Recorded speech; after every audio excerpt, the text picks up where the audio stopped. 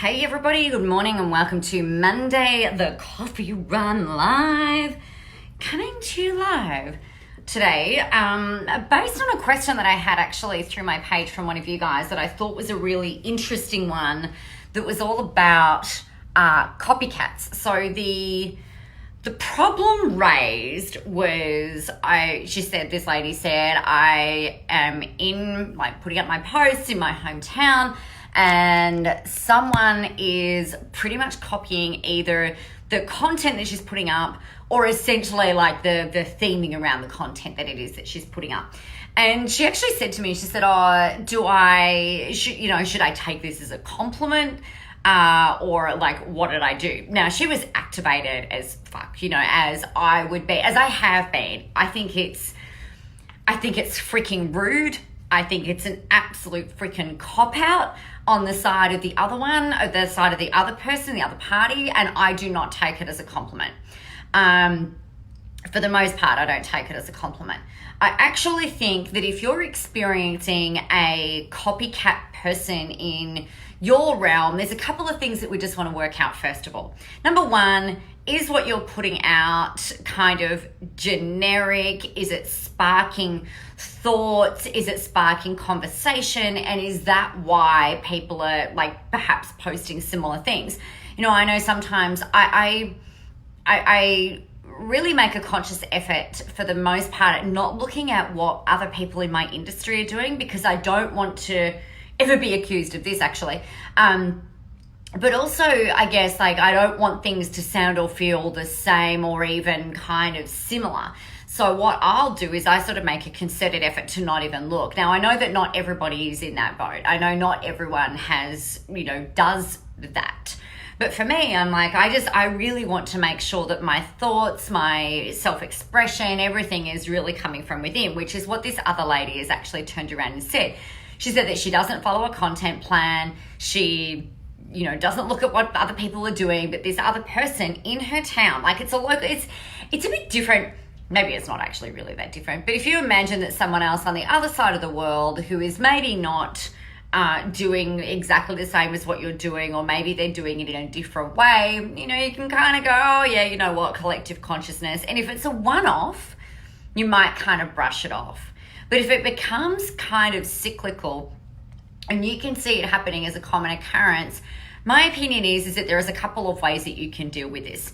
Number one, it's not actually okay. And I think the person needs to be called out on it. How you do that is up to you. So you might choose to actually do a live stream where you're talking about copycat syndrome, right? You might choose to do some posts where you're talking about copycats, because some people will, particularly if they are copying, particularly if they are looking at you for inspiration, for leadership, and they might go, oh shit, I hope that wasn't me. That wasn't my intention at all. It could be the very wake-up call that they need to really hone their own thinking, hone their own thoughts. I have personally been inspired by lots of other people that have certainly inspired some posts that I've put up and things like that, blogs that I've written and things like that. But I guess there's a difference between inspiration and then copycatting. So call it out. So you can call it out on your page, on your own business page. The other thing that you could do is actually message them, and I've done this where I've said, hey, I'm really grateful that you find what it is that I'm doing inspiring. However, the content that you are putting out is really incredibly close to what I'm doing, almost word for word. And I would appreciate it if you stop it immediately. Essentially, it's a cease and desist. You've got to freaking stop, right? And also, I see you, I know you. I think sometimes people forget just how close this world of the internet is and how accessible the information is, and how our news feeds are populated even with people that we're not necessarily following closely, right? You might get somebody that comments on something else, and then all of a sudden you see this copycat post going on in your feed. You're like, hang on a second, that sounds like my words. Now, when I've reached out to someone and has said, hey, or I might comment on one of their posts saying, oh, this sounds like a really great message. because it is, because I said it, but I don't say that. And then 99% of the time, they come back to me and they will actually say, oh my God, I am so sorry. I forgot to credit you for writing that post. I'll go and do it now. And I'll say, thank you. I'm really glad that you were inspired by what it is that I said.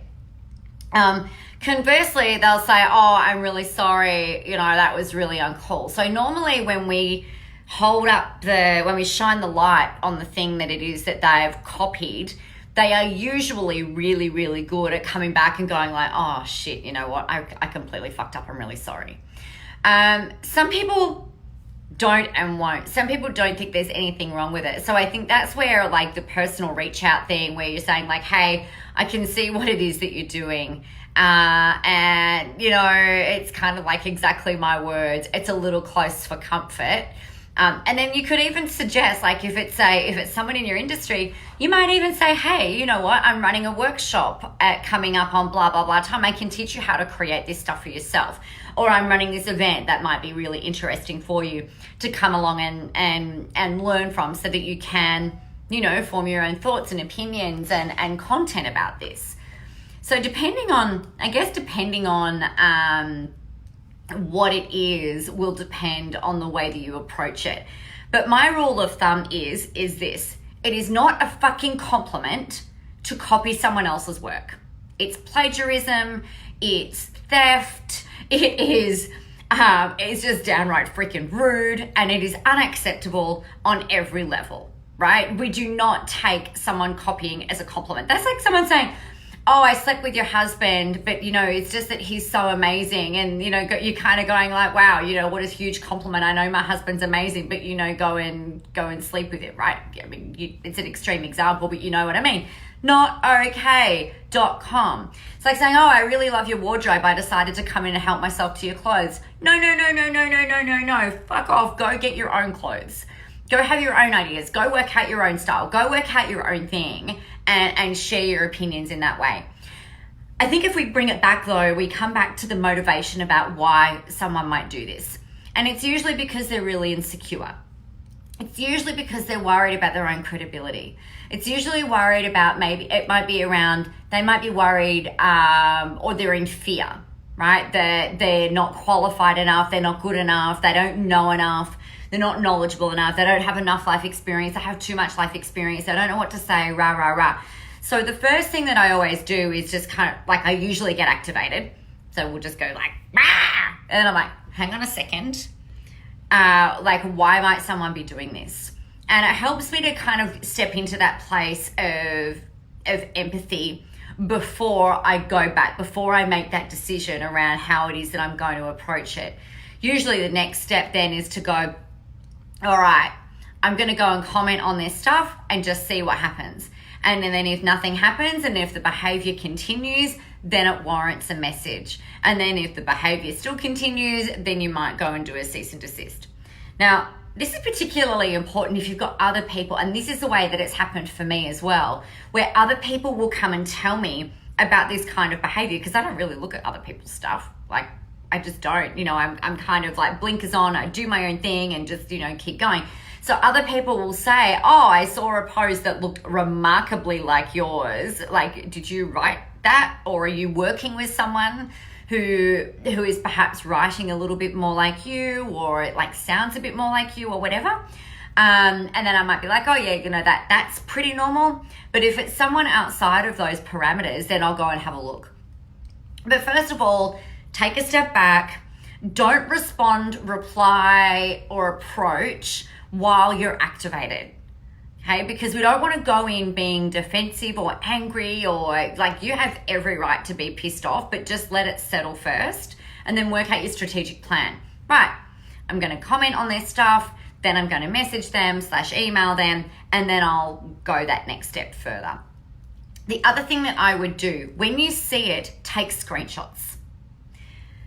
In this world of the internet, we've got a really great way of being able to, a lot of the time it's kind of like, oh, well, he said this or she said that, or like, I did this first and then you did this. If you take screenshots, if it's been brought to your attention, screenshot it, take photos of it. Because if it does come down to it and they're like slagging you off on the internet, which, you know, we've seen this happen all the time. We see these things happen all the time. Then you've got the ability to go, hold up, hang on a second. This is the evidence. This is what's happened. You know, go ahead and do your thing. And then from there, I would block and delete. It is a different story if they are like ripping off your intellectual property, which is essentially your posts. But if they're using like your book, I've heard of this happen where people have bought someone's book. So a friend of mine she's written a book, a couple actually, and she was approached by someone that said, oh, I facilitated a whole workshop around your book. It was really great. Thank you so much for writing it. What? Like, that's not okay. Don't buy my book and then go and facilitate a workshop on how to be visible using the strategies in my book. Like, that's just freaking rude. Can you believe it? I can't even believe that somebody would even have the balls to do that, let alone the gumption to then come and talk to the author and say, hey, like, I really loved your book, so I ran a whole workshop on it. Like, using the framework in there. It's just extraordinary. It's just extraordinary. So it's not like that. There is no compliment in that. That is not flattery. It's just straight up fucking rude. So so that's how we handle that. All right. So that's pretty much it. So if you need a bit of a boot up the backside with creating content, with getting live or anything like that, we've got our 30-day challenge, the next round 2 for this year, actually starting on Monday of next week. If you would like some information on that, message me, let me know, because it is going to be amazing. I've just got a couple of new testimonials actually in overnight from people who are like coming back to join in again for round 2, because it's just been so amazing. So let me know about that. Remember that being a copycat is not the most beautiful form of flattery. It is just downright rude, obnoxious, and just, it is never, ever, ever, ever, ever okay. Always credit the people that you've learned stuff from, or the words that you were using. Quote them, attribute the work and everything like that. All right? Have a really amazing Monday. Get out there, go help some people, be visible, have fun doing it, and remember that the world is ready for your brand of awesome. I'll talk to you tomorrow.